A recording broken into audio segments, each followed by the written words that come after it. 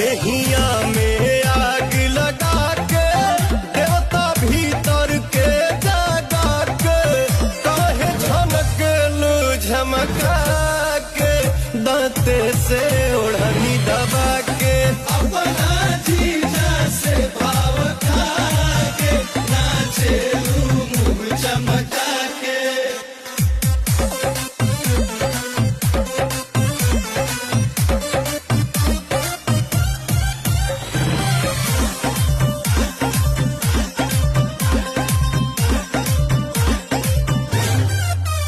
बाटे तहरे पे हमर ध्यान से अब हो गइलू अमी हमारो कदा कल्याण बताब कहाँ खो गइलू।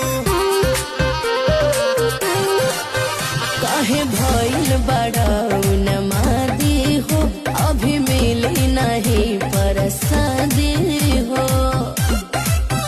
रस गगरी के छलका के पीतर के हीटर देखा के काहे झनकेलू झमका के दांत से ओढ़नी दबा के अपना जीजा